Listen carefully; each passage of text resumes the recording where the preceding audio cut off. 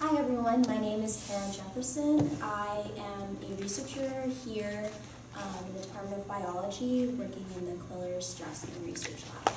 This summer, my project has been unveiling evolutionary fitness patterns for a very particular host microbe system called Burkholderia indictyostelium.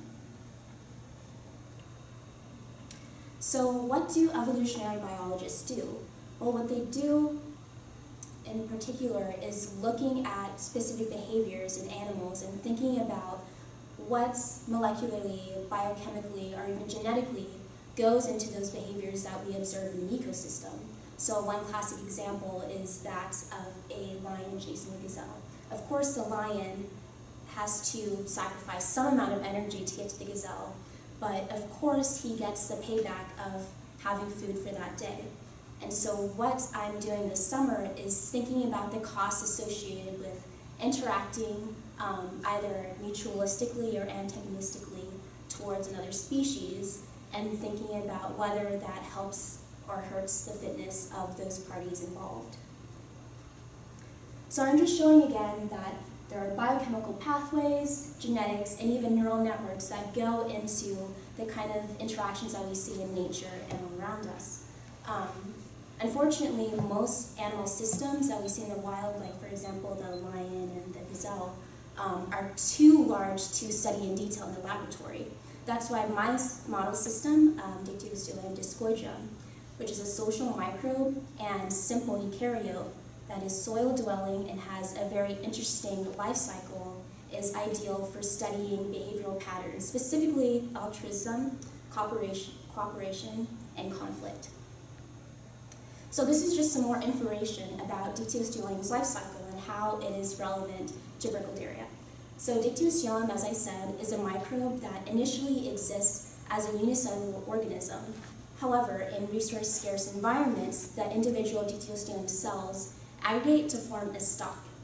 And within that stalk, only about 80% of the cells die. They put themselves on top of the 20% of the cells that die, and what this does is it lifts the sori and the living bulb towards more nutrients and thus increases the survival of the species as a whole. And so this kind of self-sacrificial mechanism has insights in things like self-sacrifice and cooperation in the wild.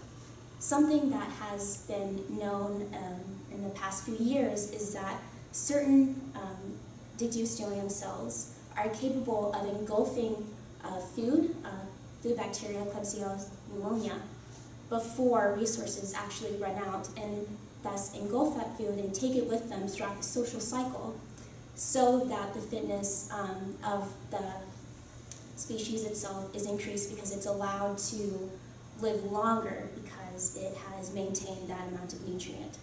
In recent years, it has been found that a particular bacteria named Burkholderia is involved in mediating this food carriage behavior. And it is a symbiotic relationship because Burkholderia benefits from being able to disperse with the Dictyostelium spores, and of course Dictyostelium benefits because Burkholderia mediates the food carriage behavior. So one major question of my research project is essentially how this partnership came about and whether or not this Burkholderia-Dictyostelium relationship is helpful or hurtful to Burkholderia throughout evolution. So previous studies have looked into how the Burkholderia-Dictyostelium relationship influences Dictyostelium, but not many of them talk about or go into how it influences Burkholderia and compare Burkholderia fitness when evolved and not evolved in the presence of Dictyostelium. So my question this summer is, did Burkholderia gain adaptations to living in the presence of Dictyostelium discoideum? And I plan on testing this by evolving Burkholderia, keeping ancestral Burkholderia, and seeing if the fitness increases or worsens when those two Burkholderia strains are allowed to interact with Dictyostelium.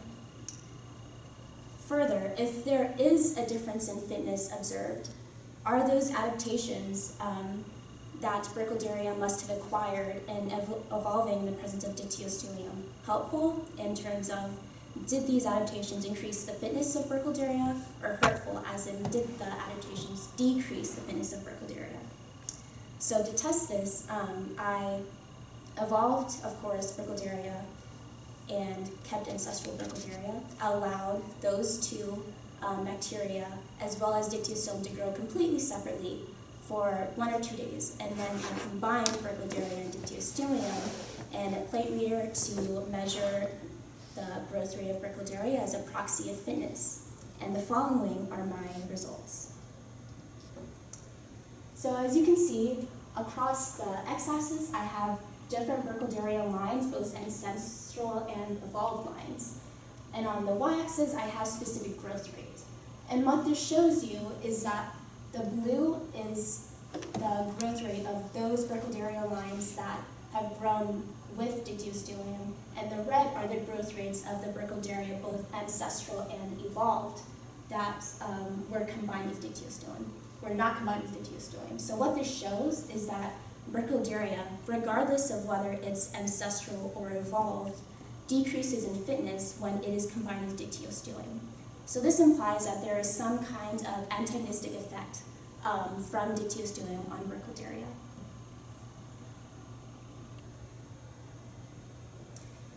Further, this is a full change of Burkholderia lines, again, ancestral and evolved, combined to the full change growth rate. What's different between this and the other graph is that this is specifically comparing the growth rate of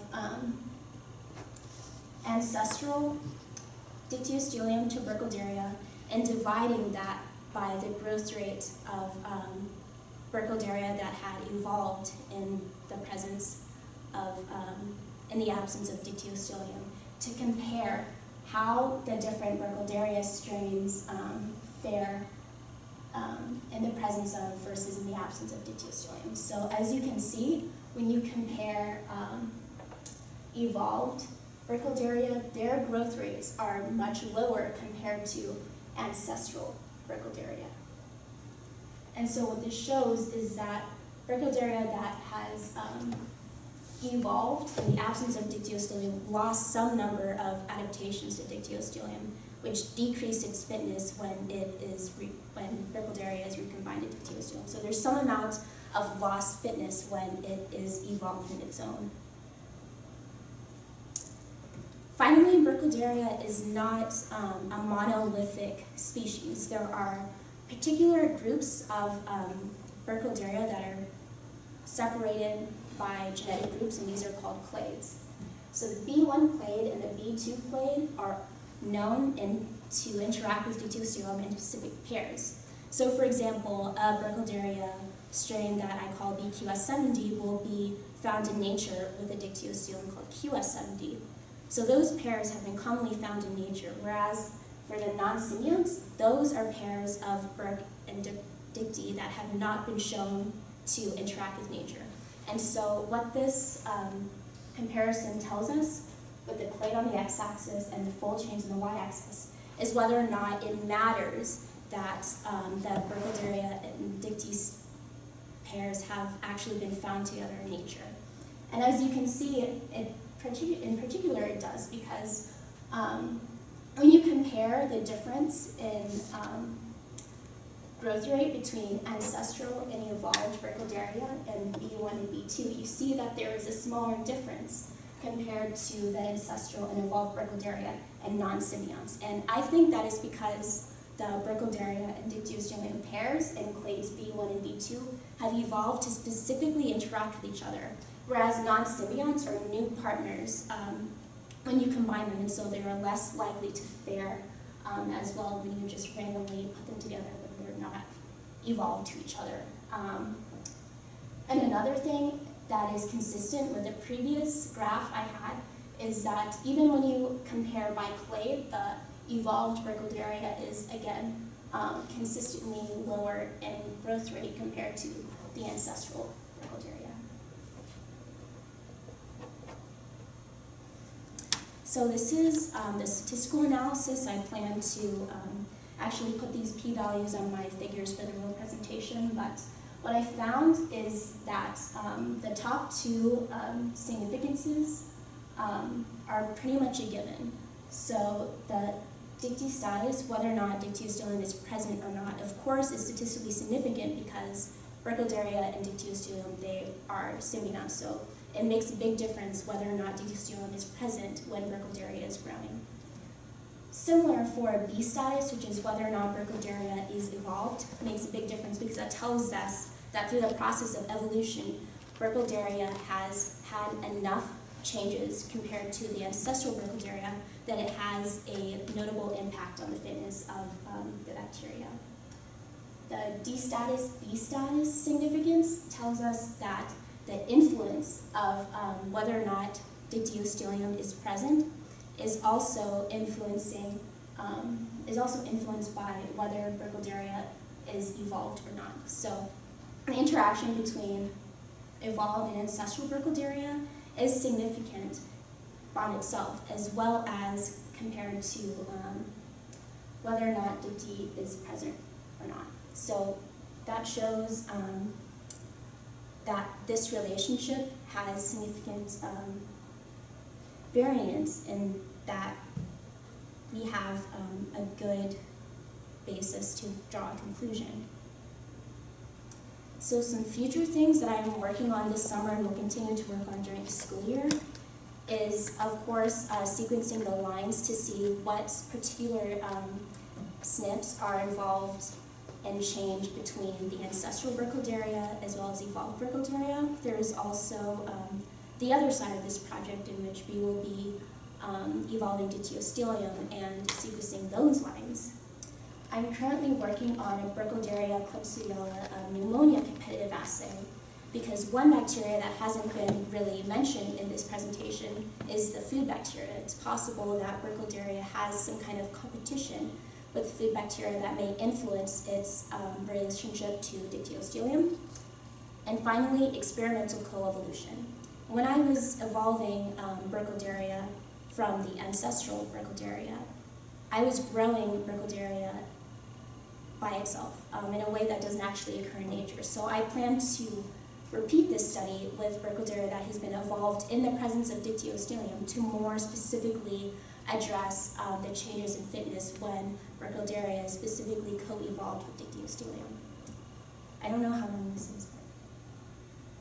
And finally, acknowledgements. Of course, I want to thank the Queller-Strassman Lab with Dr. Strassman and Dr. Queller, my two PIs, my mentor, Tyler Larson. I also want to thank the MAH02306 Star program for funding me this summer, as well as NSF, which is the grant that supported me during the school year. And of course, Washington University in St. Louis for allowing me to do research here, and of course, accepting me to the school. Good. Any questions? There will be. That was good. So the first slide, it was long. It was probably around 14 minutes or so. Uh-oh. That's okay. That's why we do practice talks. So you will be introduced. Oh, okay, so I don't need to. You don't need to do, you just like, even when introduced, most people come up and say, thank you, my name is, so that's okay. You don't need, and you can say, my name is this and here's my title, but you don't need to say Jones Lab, all that stuff. Okay. You save that for the end. That won't cut off that much, but it'll cut off a little bit.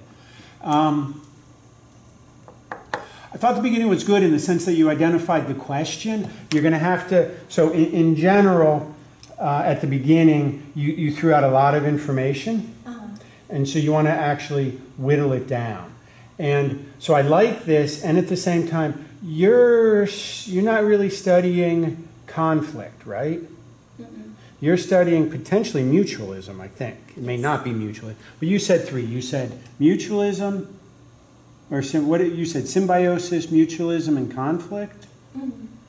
Or was there a third one? Did I? Because what's the difference between symbiosis and mutualism? They're pretty much the same. Should I explicitly say that they're? Well, no, because when you said keep going. Okay. Okay, go back. I think it was right here where you were doing this and all this goes into it. That's true. Mm-hmm. But then what was your transition? At some point you said, there are three or so, and one was conflict, and one was, I think, mutualism. Was the other one symbiosis? I think I said like conflict, cooperation, altruism. Okay, that's good. That's what you said. Okay. That's good. But what I would do, go back and say, you know, our big picture question is, how do different species interact and what is the cost benefit for them, right? Mm. I think that's a simpler way to say it.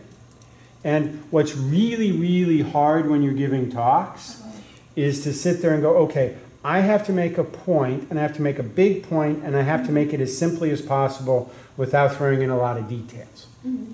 Because you simply don't have the time in most cases. So essentially, it's, you know, how do species interact?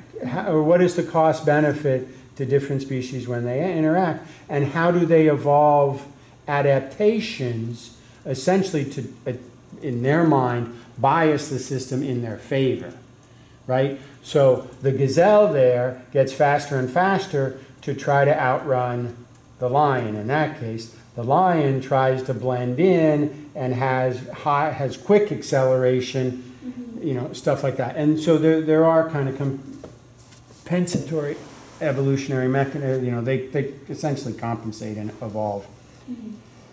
So define the question, try and define it, just condense the question essentially. And, but ask it in a big picture, you know, what are the cost benefit, you know, what are the costs and benefits to different species interacting with one another? That's what we study. Now there are many different ways that species interact. Here's conflict, and then what I would probably do is take that, miniaturize it, put it on the top left, and then here's cooperation, and what was your third one? Cooperation, conflict, and altruism. And altruism. And if you can have like, because that's a great one for conflict, cooperation is probably pretty easy. You could have a picture of, say, I'm not sure that's cooperation. No, it is. The remora, you know sharks, and they have those little fish that kind of clean them. So that's essentially cooperation because the shark is gaining benefit from, maybe not a remora, but the fish that essentially cleans it. And that fish is gaining protection from the shark and also then gets some of its kind of cast off food. That would be one. There are many. Essentially just Google. If you type in altruism, you will get images that will go along with it. Because I think you want to bring up cooperation earlier than you did. Because this is fine because it's very visually grabbing as your first slide, which I like. But before you get to your proteins, genes, and neural networks, I think you want to have cooperation up there. Does that make sense? Yeah. So I'd go to this and hit your big picture question and say, well, you know, this is showing conflict, but you know, there are many different ways different species interact. Conflict's one. On the other end of the spectrum is cooperation, and then there's also altruism. And then click. Then I think essentially you can have this point to all of them, right? Does that make sense? Okay. And then you transition, which was, I thought, pretty good. You know, well, we study these questions not in these relatively hard animals or organisms to study. We focus on Dictyostelium, Discordium, or whatever, right? And just say, what is it? It's a slime mold, right? Just say it's a slime mold. Keep going. Okay, so this is good. What I need here, and you can do it here elsewhere, I need, because after this you then talk about the Burkholderia and all that other stuff, right? Where does, what I don't see in here is where is Burkholderia and how does it fit in? Okay. You mean like a visual? Yeah. Okay. And you can send me the talk again and I can look at it. If you want to practice again, we can do that. Okay. But tell me, where would the Burkholderia be in this? So you have the life cycle, which you didn't really talk about much. But where would it be in the life cycle, in A? So the Burkholderia that induce the food carriage behavior would be like on the outside and inside that bulb, the sori part. Say that again? They would be in like this round basketball looking part, the ones that induce food carriage behavior, and the rest would be on the floor. But those are the ones that do not interact. Okay. Yeah. So the ones that I'm talking about are up here in the sori. Are in the back, okay. But in A, so I guess 2 points. One, are you going to talk about, you didn't really talk about panel A. Do you want to or not?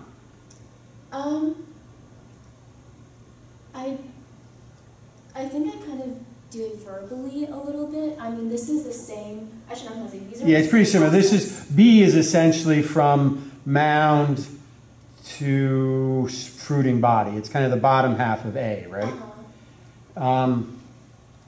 What I actually might do with B, do you know how to use Photoshop? A little bit. Okay, flip it. I can show you how to do it because we should have time. Because what you have on B, on A, the mound is on the right and the fruiting body is on the left, right? That's A. In B, the mound is on the left and the fruiting body is on the right. So if you flip B, which is easier to flip than A, then the mound will be directly beneath the mound, and the fruiting body will be directly beneath the fruiting body. Does that make sense? So that'll make it visually easier, and then you can. There's a trick to basically make B look like it goes away. If you want to talk about A, what you want to do, and you didn't really do this, is say, okay, in the top panel, what we have initially in times of plenty, the dictyostelium are shown in the kind of rectangular shape, and the Burkholdeриum are the dots. Is that true? Oh no, those are all dicty. This doesn't show Burkholderia. It was before. What's that? There aren't really good visual images of Burkholderia in Right, but it's a schematic. So in times of plenty, where are the bacteria? So in times of plenty, that bacteria would just be on the soil. Like So what are the, so when you look at that growth, I'm trying to see if we can, because this is all fine, but your question is, how does the Burkholdeриum, how do they co-evolve, yes or no? Okay, so the dots up there, even the bigger ones, are dicty, and the spiky things are cyclic AMP signaling. So the cyclic AMP signaling. As the concentration goes up, they do. Yeah. Yeah, okay, that I know. Okay, they aggregate the amount of. That's the life cycle. That you did very well. But your question is, how does Burkholderia? What's your question? I don't want to tell you your question. What's your question? Oh, my question is how Burkholderia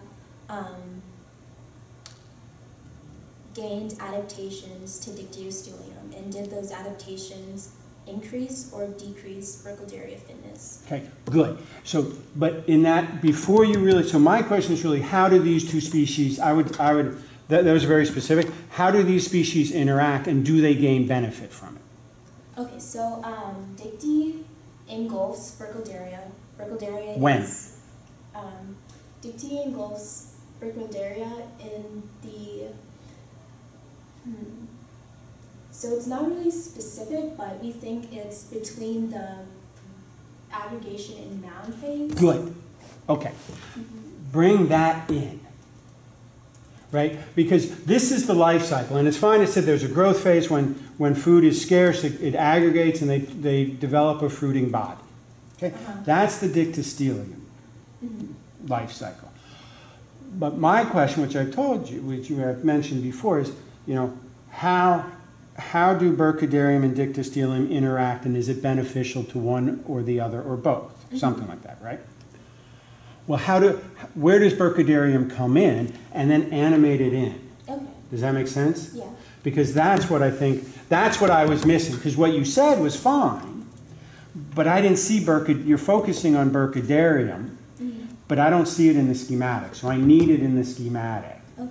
And here they come in, and then we think it's between this phase and this phase, and they bring food. they bring food to it, so it looks like they're benefiting dictyostelium, right? Is that true? Well, Burkholderia mediates the food carriage behavior. So dictyostelium itself engulfs the food bacteria, but Burkholderia mediates that behavior. Okay, so Burkholderia comes here, and its presence induces dictyostelium to engulf it.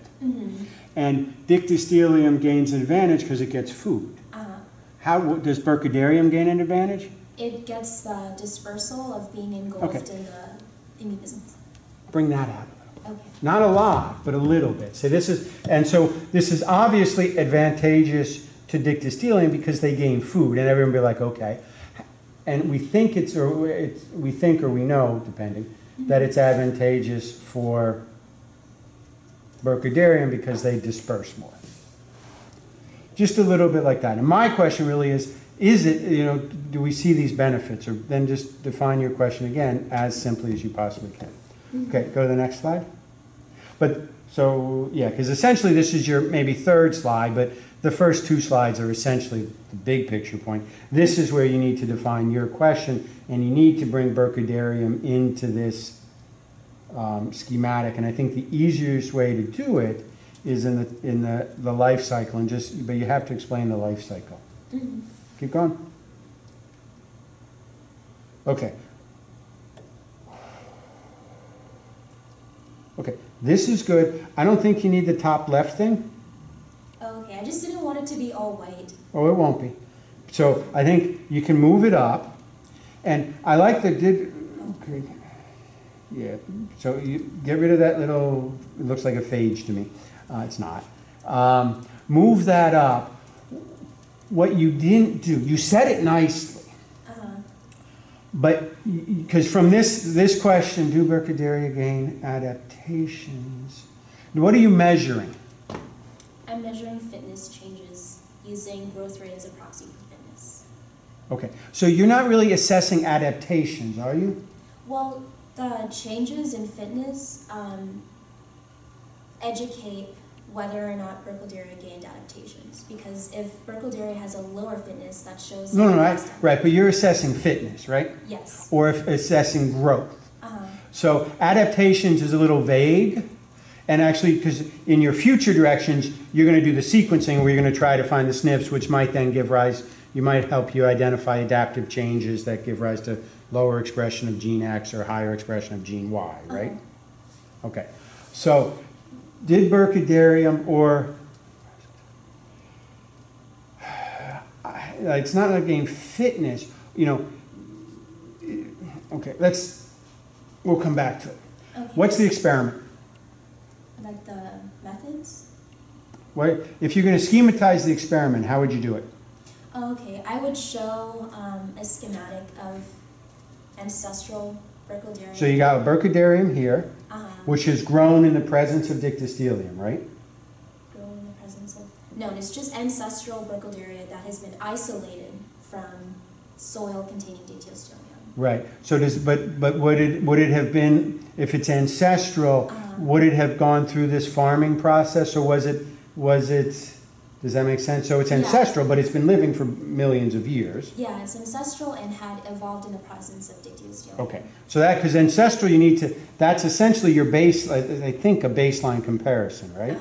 Okay, so the fact that it's ancestral, you think that it has gone through that cycle of being farmed and all that stuff, right?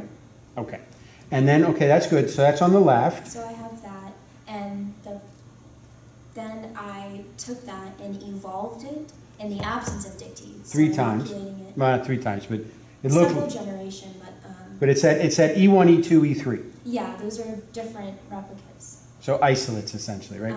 So you take it, so you have your ancestral, and then you have 3 lines going down from that. Okay, and then you just grow it how many generations? I don't know the exact... Doesn't matter. Okay, how many days, or you grow it over time many times, right? Do you have an approximate? I'll look into how long it took. Okay, because what I want you to do here, which is what I was... Okay, so that's good. So you have ancestral, and you have your 3 evolved strains that...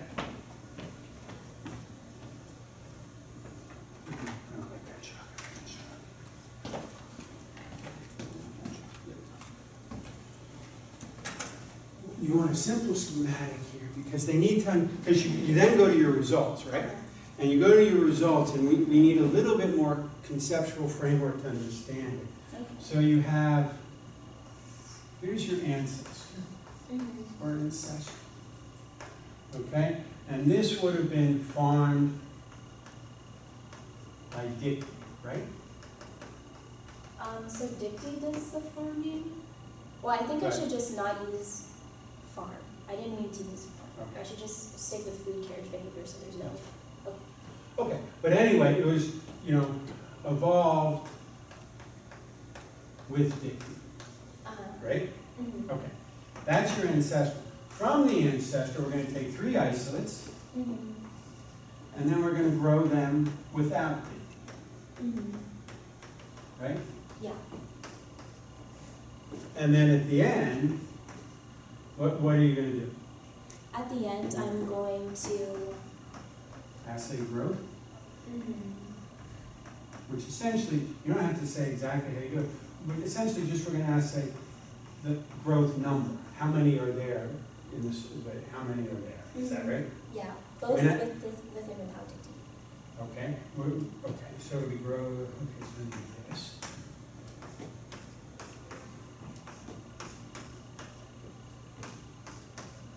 And then here you have no Dicty, or here, no Dicty on the left, Mm-hmm. and then plus Dicty, and just have it with a schematic. Mm-hmm. Okay? And we're going to see if, and you can animate it in the sense that you can show this one first, without Dicty. We're going to see, do the evolved ones, the ancestor ones, and so does this go without Dicty and with Dicty or not? Mm-hmm. Okay, I'm a little confused. So you have ancestral, Yeah. and then you evolve these, and then you come, and then you just, this one just remains the same. You don't really evolve this. No, this is the same. Okay. So we evolve it, so you evolve it over time, right? Uh-huh.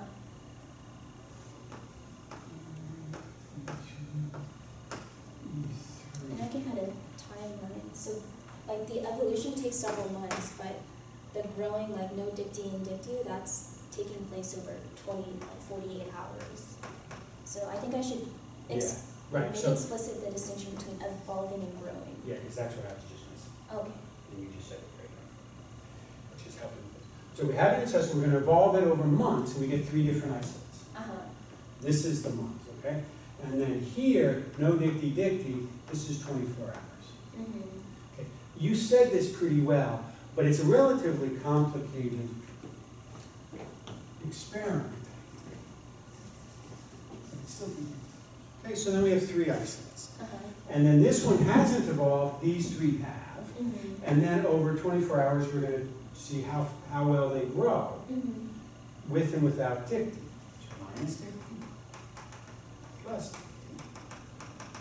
And, you know, if these evolved ones, which have grown, and here you want to say T and then no Dicty, right? Mm-hmm. What would you predict? Well, if these grow in the absence of Dicty, they might gain an advantage, so we might expect more, Mm-hmm. right? So then we'd expect better growth here than here.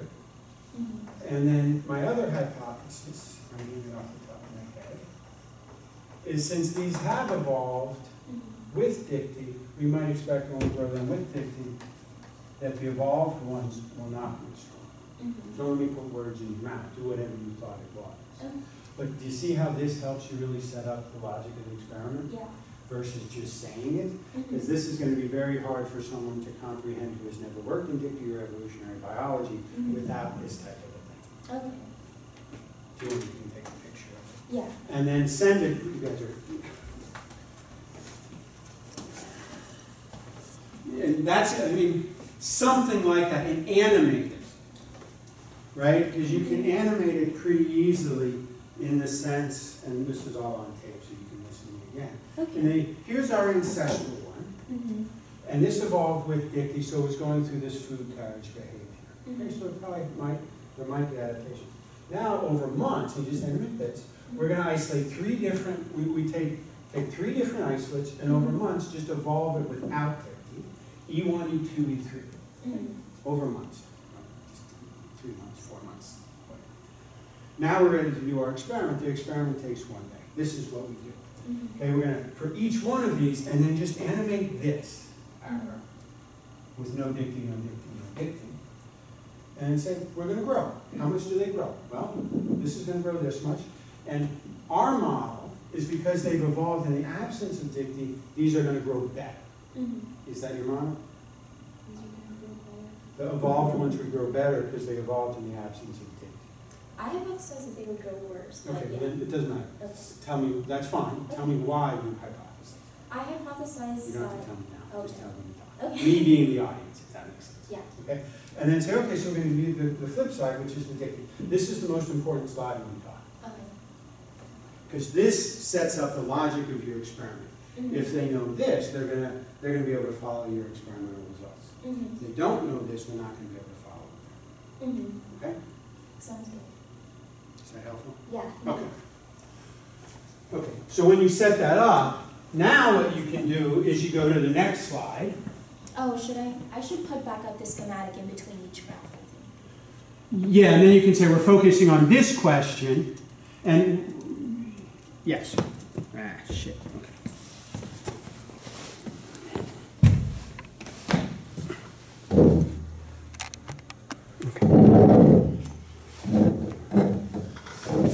And so the adaptations, I would focus it more on growth and fitness. And I can think about that question a little bit more.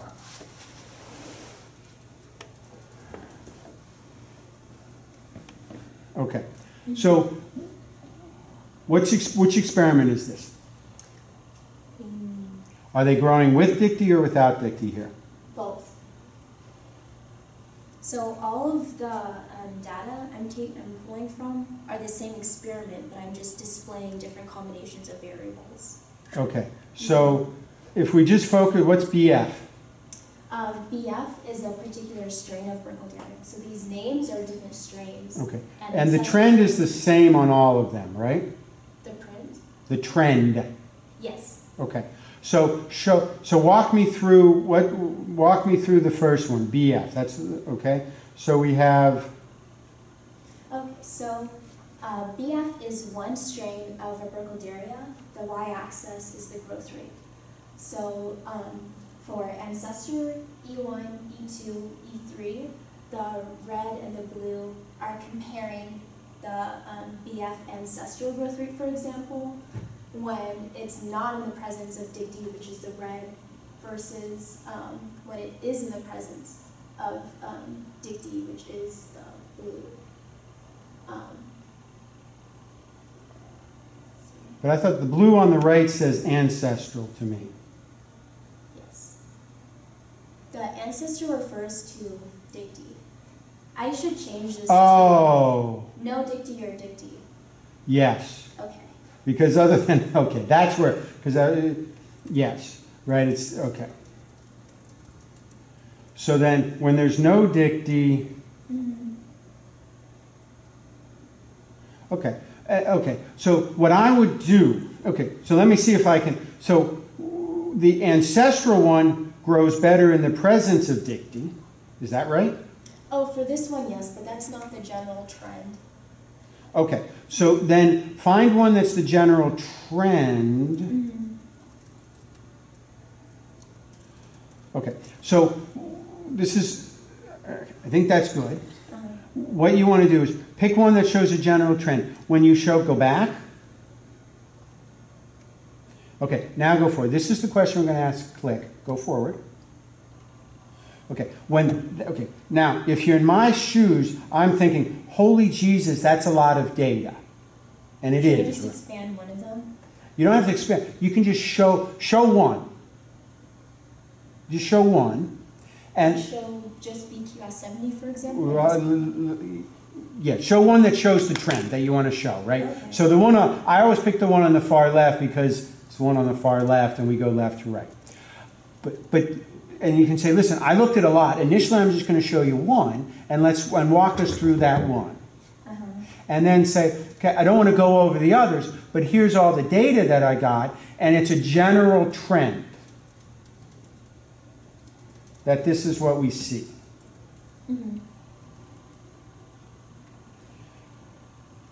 Although it does look like the ancestor in general grows, that one's it goes back and forth. But you can really just show one and walk us through that one in detail.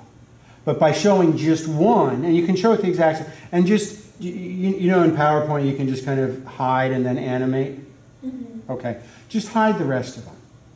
And then animate those boxes away and say, so I'm showing you this for one strain, but instead of one we did 2, 4, 6, 8, 9. And this is the general trend that I just showed you, which is generally true. Okay, so this, and then say our conclusion is X, which you have a nice title. Does that help? Yeah. Okay, I would do that with both of your slides. Focus on one that shows the trends, and then say we found this true for all 9. Or if there are 2 trends, you focus on 2.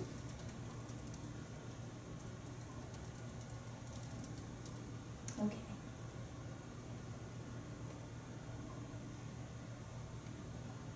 Okay, and then our second question is X, and if you need to go back to your schematic there, you can.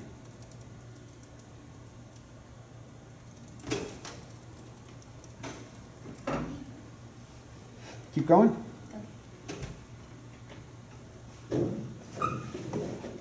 And there's actually a schematic of the different clades of Burkholderia. Do you think that I should put that on? I mean, it's pretty complicated, so I didn't want to show the... Yeah, probably not. So this is... What's the Burkholderia? What's the experiment here? Same experiment? It's the same experiment, but the difference is I'm separating the symbionts that are found together in nature versus there are a few pairs that actually weren't found together in nature.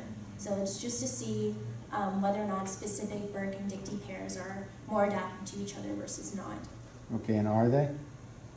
Yeah, you'll see that there's a bigger fall off of growth rate compared to, like, there's a bigger gap between the ancestor and the evolved here compared to those strains that are adapted to each other. Okay, that's good. Well, so these are there's a specific name and I can't remember what they're called. What does the dark black line in the middle of the box mean?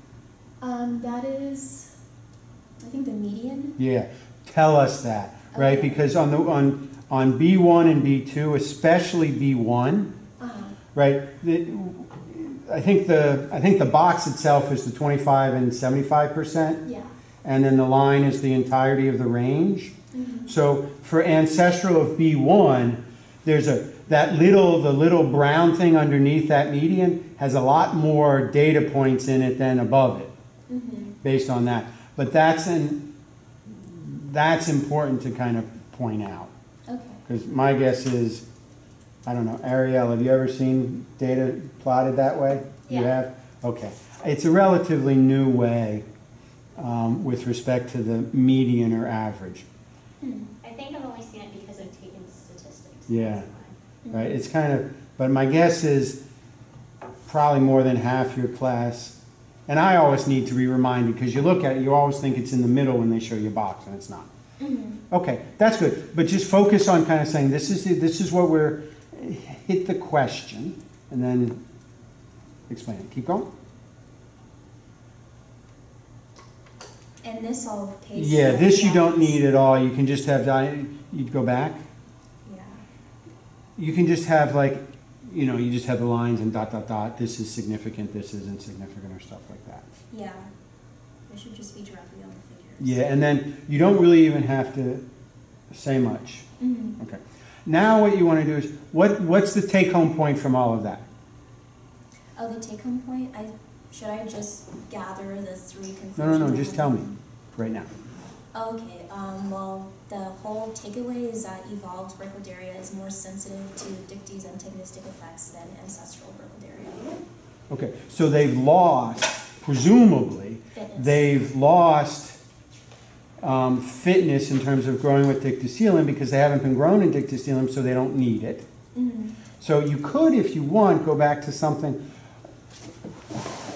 You could go back to that and say, here are the key points. These evolved strains have lost fitness in growing with dictyostelium. Mm-hmm. What are they? The evolved strains? No. What are the changes? What are the changes in the DNA that have caused these fitness changes, right? Oh, okay. That leads to genomic sequencing. Mm-hmm. Okay. I would not do the second one because it's essentially you haven't introduced Klebsiella pneumonia competitive assay. The genome sequencing, you could also think about doing RNA sequencing to see if there's certain increases or decreases in specific RNAs, right? That would be hard with this system, but Okay, that's fine. usually, yeah. It would be hard with Dicty? I mean, my understanding of RNA is that it's very, very hard to work with, and it's tissue specific when we don't really need that level of specificity, and I don't know if we can accomplish it. Yeah, maybe. It's not, I mean, RNA is more labile than DNA, but it's not too bad. Okay. But I'm just saying, because you're looking for DNA changes, but if you're looking for DNA changes, in the end, you're looking for protein function or expression changes, but RNA is a hell of a lot easier than protein. Uh-huh. But I think potentially putting it over